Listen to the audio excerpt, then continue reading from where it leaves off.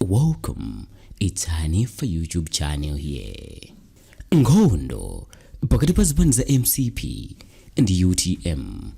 Ngakhale mmbuyomu zinali mphekesera chabe kusiyana kwa pakati pa zipani zikulu za mgwirizano wa Tonse za Malawi Congress Party Mcp komanso United Transformation Movement UTM.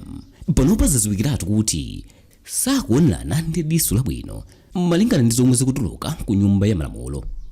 Chipani cha Mcp chasiya kuyitana aphungu achipani cha UTM ku mikumano yawo ndipo awachotsa magulu osiyanasiyana ambali ya boma. Pomwe izi zili chonchi, chipani cha UTM chikuti chikuyang'ana zonse zomwe zikuchitikazi mwachidwi. Kodi pamenepa mgwirizano ulipo kapena tikungonemezedwa? Mbali ya boma mnyumba ya malamulo yasiya kuyitana aphungu achipani cha UTM mnyumbayi ku mikumano yomwe amachita asanachite zokambirana zilizonse. Izi zikuza mpatangotha sabata imodzi mbali ya bomayi itachotsa aphungu achipani cha UTM ngati mamembala a gulu lina la boma la pamakina a mchezo a WhatsApp. Phungu wina wa mnyumbayi ndipo ndi wachipani cha UTM anasimikiza izi poyankhula ndi atolankhani. Malipoti akuonesa kuti mbali ya boma yachita zimenezi popeza aphungu achipani cha UTM anakana kuvotera kusintha kwa bill ina yotchedwa Banking Amendment Bill, yomwe anthu akuti cholinga chake chenicheni unali kufuna kulanda banki ya FDH kuchoka kwa atomu mpinga njira. Mtsogoleri wa nyumbayi ya malamulo a Richard Chimwendo Banda womwenso ndi nduna ya zamasewero mu bomali anasimikiza kunena kuti ndizoona kuti aphungu achipani cha UTM achotsedwa m'magulu a WhatsApp pomwe aphungu onse ambali ya boma amakhala okambirana nkhani zokhuza nyumba ya malamulo. Iwo anati ndikovuta kumakhala pa mikumano ndi kumakambirana ndi anthu omwe akusiyana nawo maganizo, ndipo ndi chifukwa chake angoganiza kuti asawayitanenso ku mikumano yawo ija mchingerezi amayitcha kuti ma caucuses. Achimwendo Banda anawonjezera kunena kuti chachikulu chomwe aphunguwa awachosera m'maguluwa ndi kusiya kuwayitana ku ma caucuses awo ndi momwe iwowa anavotera Banking Amendment Bill. Popeza aphunguwa anasankha kususana ndi momwe boma likufunira kugwirira ntchito yake. Iwowa anawonjezeranso kunena kuti akaka ndi kachitatu aphunguwa kuchita zoterezi pa bill imodzi zinthu zomwe akhala akuchita aphungu achipani cha UTM zakhala zikupwisa mamembala ena a mugulu la WhatsApp ndipo anagwirizana kuti angowachotsa basi. A Richard Chimwendo Banda anatinso aphunguwa akuchita zinthu zofokesa boma mogwirizana ndi aphungu ena oyima pawokha. Atafunsidwa kuti zomwe zichitikazi zikutanthauza chani kumbali ya mgwirizano wawo wa Tonse, apapa iwo anati sangathe kuyankhula kumbali ya ndale popeza izi ndi zokhuza boma ndipo angosiyana maganizo chabe. Mmbuyomu a Richard Chimwendo Banda anati aphungu mbali ya UTM akhala kuthandiza boma povomereza mabili onse kupatula bill ya Banking Amendment. Pa zokambirana zawo pa 5 December mchaka cha 2022 aphungu otsutsa boma analoza chala ambali yolamula kunena kuti akufuna kugwiritsa ntchito bill number 30 ya mchaka cha 2022 ya Banking Amendment Bill kuti alande banki ya FDH.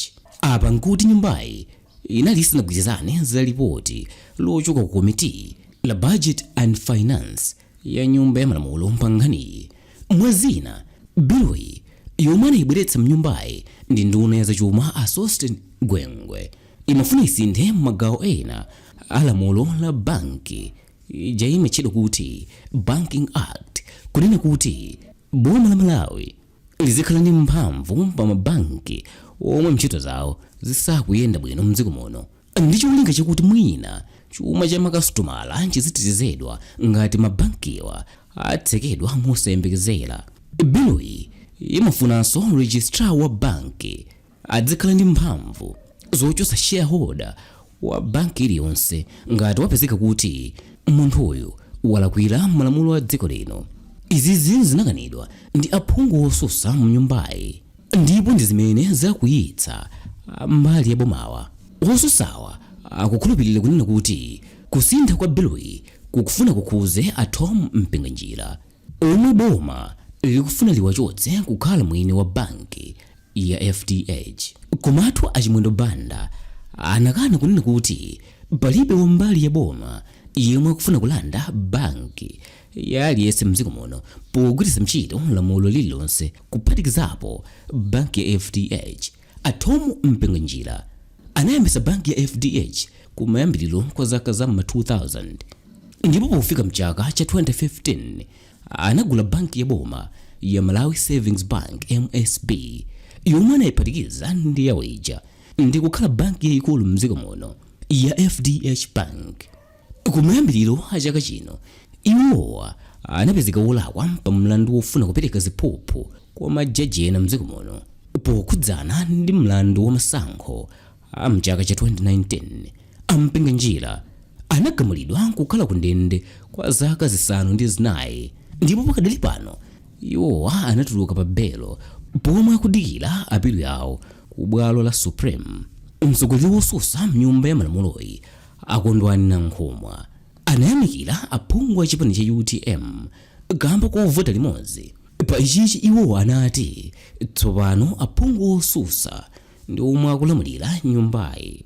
Pamene imatseka nyumbayi posachedwapa, mbali yosusa boma inagonjetsanso mbali ya boma pa bili ine yotchedwa Press Trust Reconstruction Amendment Bill.